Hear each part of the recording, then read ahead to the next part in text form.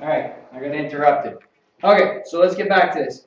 So the first three terms of the sequence we put on the board. Use these terms to determine the common difference, which we did. Now it says write the general term. Okay, so this is exactly like what we did with y equals mx plus b. Now I'm going to write it out. T to the n equals t to the 1 plus n minus 1 times d. And to make it specific to this question, 65 plus n minus 1 times my d value, which is 45. Now I've made it specific to this question. All right? So what is this actually telling us? Well, 65 is your base. Okay, that's what your initial salary is. So just to get the plumber there, it's probably going to be $65. Then after that, we're going to add on $45 for every hour that he's there after that. So it says, what will the plumber get paid for 10 hours of work? So I want the 10th hour of work. I go 65, which is his base, 10 minus 1, which is 9, times 45 equals. So I punch that into the calculator. 65 plus 9 times 45, and I get $470. Now, I just finished saying to you, I can relate this to a graphing question. Well, if I just happen to simplify this a little bit, all right, let's transfer this 45 through the brackets.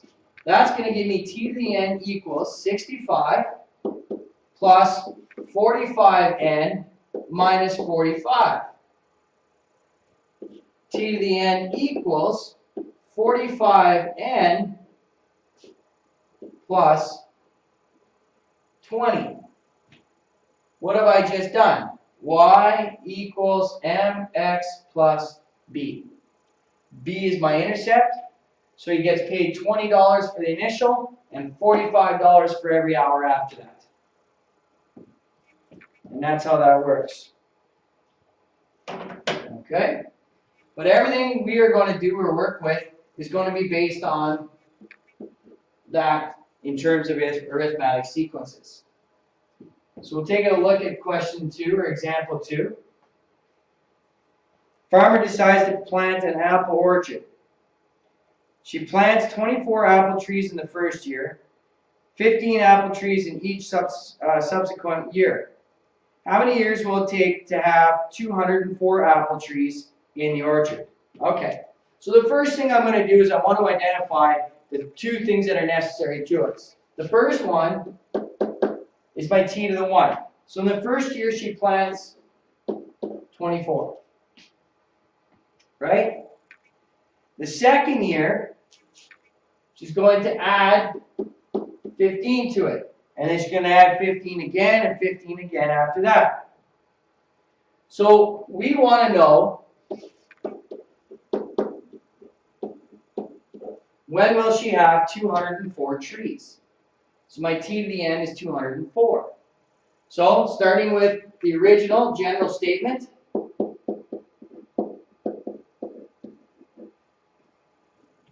just fill in the information that's given to us. 204, 24 plus n minus 1 times 15. Okay? So I'm trying to solve for my n, obviously. All right, subtract 24 first. 180 equals n minus 1 times 15. Divide by 15. What is that? N minus 1 equals 12. Add 1, n is equal to 13. Okay?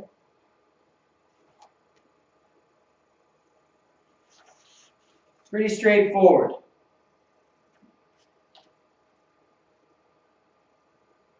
Okay, so it can't be just this easy, right?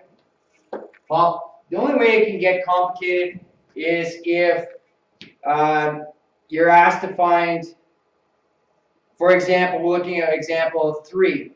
You're given t to the n, and you're asked to find n or d given the other information. So an example of this looks like this, okay?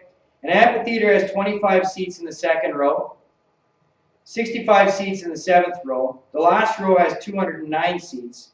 The number of seats in the rows produce an arithmetic sequence. How many seats are in the first row? All right, so I'm looking for t to the 1. I'm given t to the 2 is 25 seats. T to the 7 is 65 seats.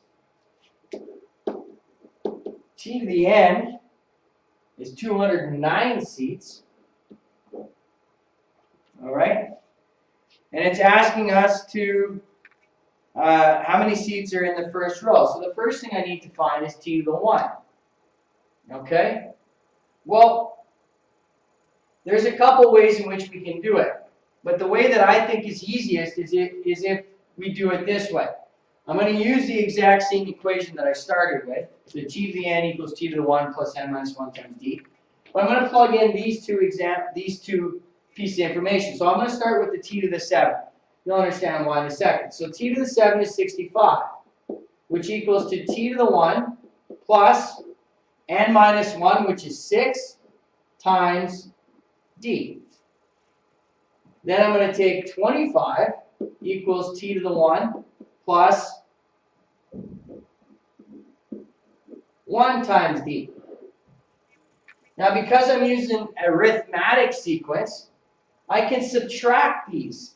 And by subtracting them, if you remember back to applied, it gets rid of one of my variables. So it's kind of the adding subtracting method that I use in applied 30x. So I'm going to subtract them. 65 subtract 25 is 40. T to the 1 subtract t to the 1 is 0. 6d subtract 1d is 5d.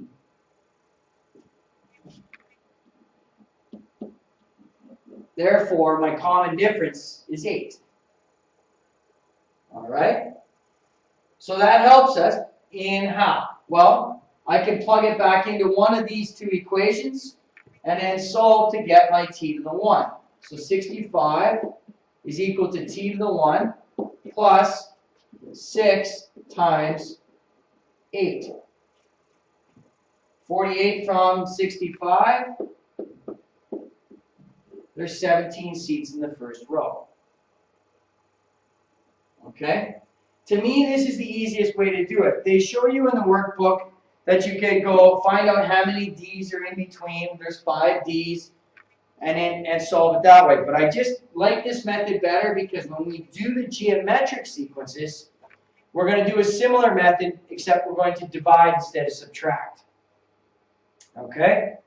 So I've got the D. Determine the general term for the sequence. So the general term for the sequence is t to the n is equal to t to the 1, which is 17, plus n minus 1 times 8. And then the last thing is, how many rows of seats are there in the amphitheater? Well, I have 209 seats in the last row. I have 17 in the first row. I don't know how many rows I have, but I do know that there's 8 in between them all. So 209 subtract 17 is going to take me to 188 equals n minus 1 times 8. 188 divided by 8. Not right, so my math is off. This is actually not right. That would be 192, so that's not even close. Good math. 192 divided by 8 is equal to 24. Add 1, there are 25 rows in that amphitheater. All right. And that It's a fairly straightforward lesson and not too much to it. Now there are oodles of questions in here, but don't feel that you have to do every single question. You need to do as many questions as it takes to feel comfortable, and then from there we can move on to the next set.